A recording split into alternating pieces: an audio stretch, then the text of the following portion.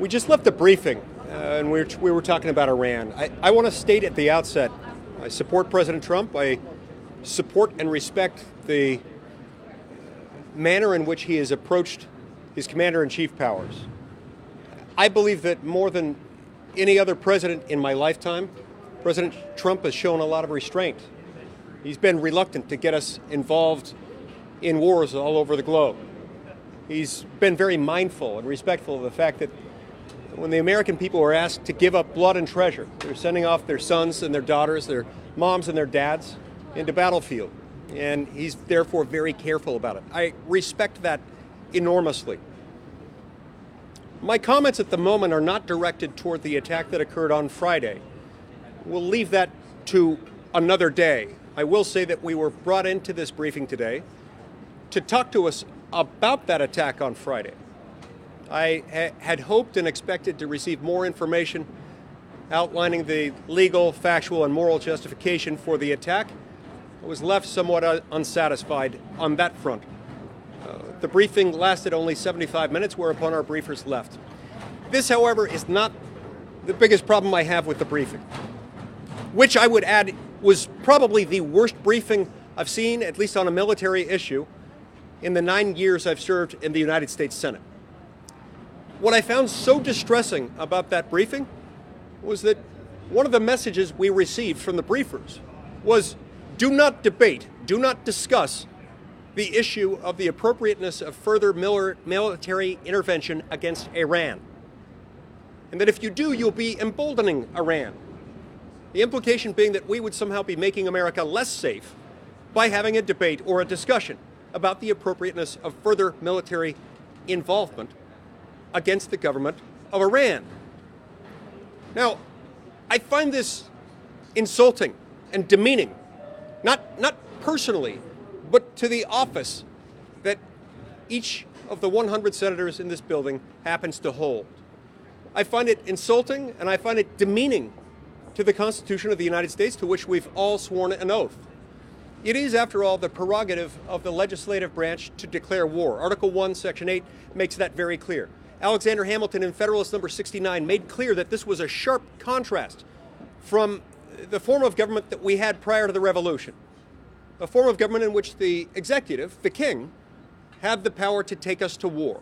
He did not need the parliament to weigh in on it, to support it. That was the parliament's job after the fact, after we had gone into war. This, Hamilton explained in Federalist 69, is exactly the reason why this power was put in Article 1, Section 8, in the branch of government most accountable to the people at the most regular intervals. When we send our brave soldiers, sailors, airmen, and Marines into harm's way, we owe the American people the decent courtesy to follow the Constitution, to debate and discuss these actions. For them to tell us that either through a War Powers Act resolution or otherwise, for us to debate and discuss these things on the Senate floor would somehow weaken the American cause and embolden Iran in any other actions, I find very insulting. Now look, I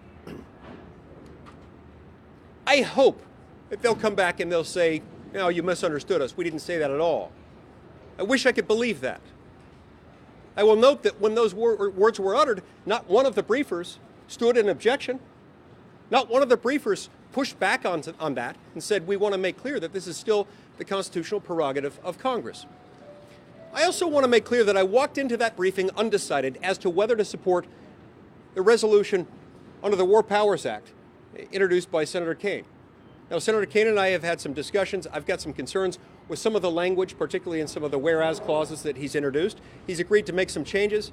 And I can say that after that briefing is what changed my mind. That briefing is what brought me on board, together with the amendments that Senator Kaine has agreed to make.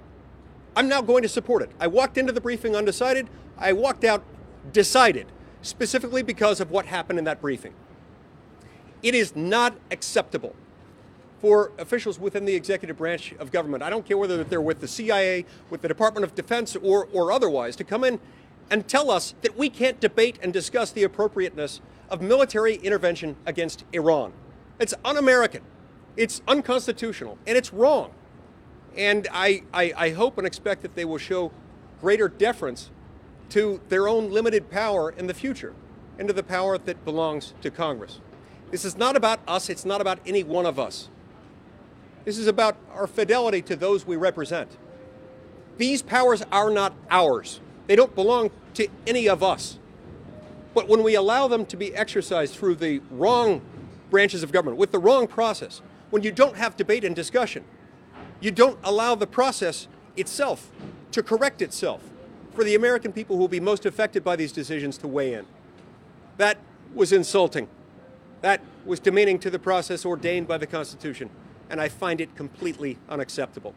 On that basis, I've decided to support Senator Kane's resolution, subject to the minor amendments that he and I discussed earlier today. Senator Paul.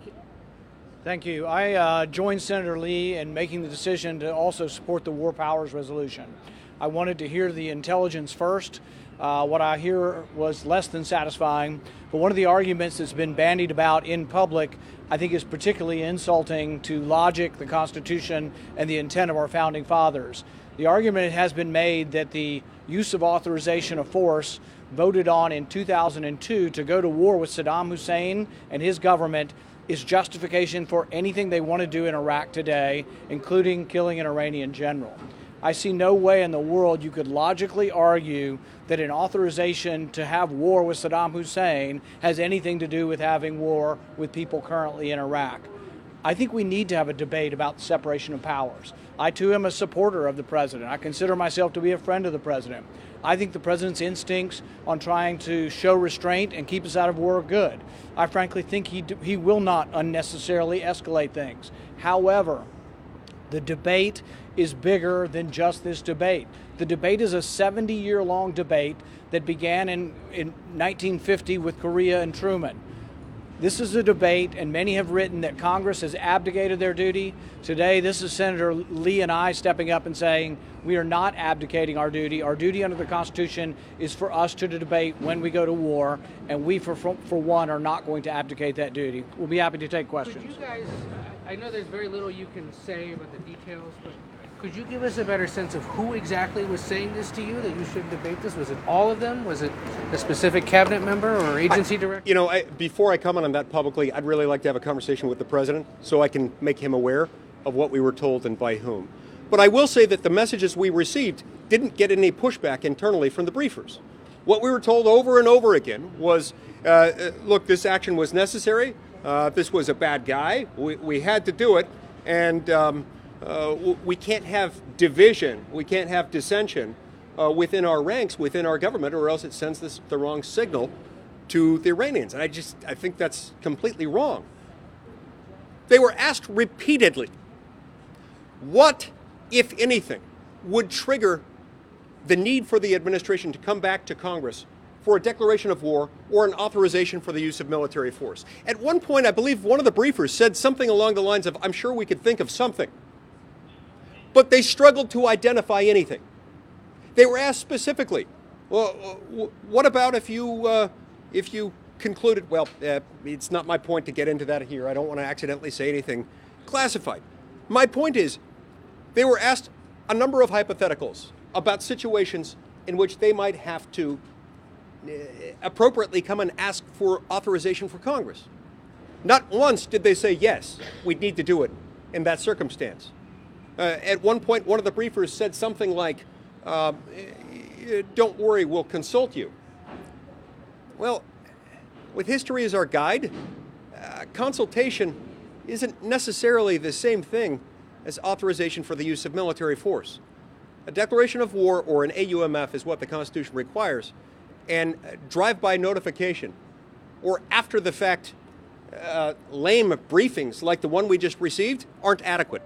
Do you think the president should have carried out this attack against Soleimani? Look, I'm still agnostic as to that, Manu.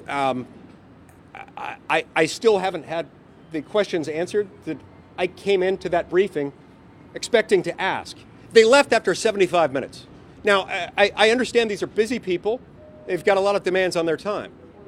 They're appearing before a coordinate branch of government, responsible for their funding, for their confirmation, for any approval of any military action they might undertake. They had to leave after 75 minutes while they're in the process of telling us that we need to be good little boys and girls and run along and not debate this in public. I find that absolutely insane. I think it's unacceptable. And so I don't know what they had in mind. I went in there hoping to get more specifics as far as the factual, legal, moral justification for what they did. I'm still undecided on that issue, in part because we never got to the details. Every time we got close, they'd say, well, we can't discuss that here because it's really sensitive. We're in a skiff.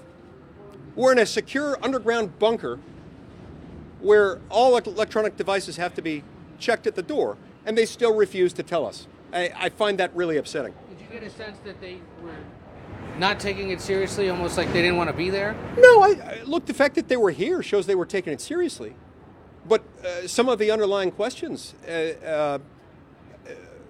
did not appear to be taken seriously by some of them in some of what they told us. Who did most of the talking on their side? Was it mostly Secretary Pompeo?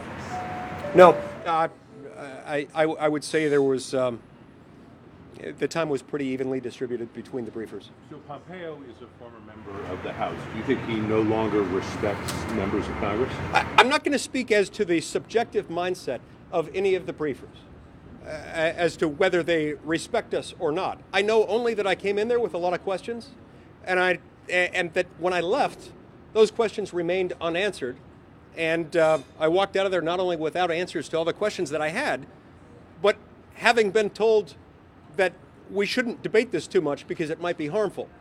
Have either of you read the House Democratic War Powers resolution that's going to be brought up for a vote tomorrow?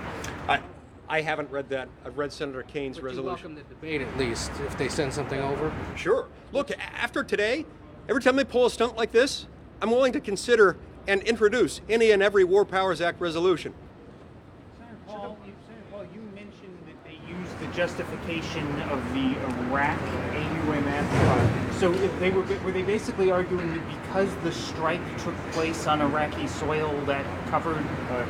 I don't want to discuss anything they said in there. The only reason I mentioned that is it's been in the newspaper also. I think it was Blair, the National Security Advisor, argues that 2002, the authorization to go to war with Saddam Hussein authorizes them to do whatever they want. So they have justified the killing of an Iranian general as being something that Congress gave them permission to do in 2002. That is absurd. That's an insult. And every time someone writes that Congress needs to take back their authority on war, that's what we're here to do. Let's have the debate, and let's have some senators stand up, and let's see if we can really, truly have a debate over who has the power to declare war. The reason it was put in and why every founding father said they were taking power away from the president is because they didn't want perpetual war. The president says he doesn't want endless war. Well, the way you have less war is by having less troops in the Middle East and also by having a more fulsome debate about when we go to war. Is the president being ill-served by this national security team? I'm not prepared to say that. I'm telling you only this administration was ill-served by this briefing today.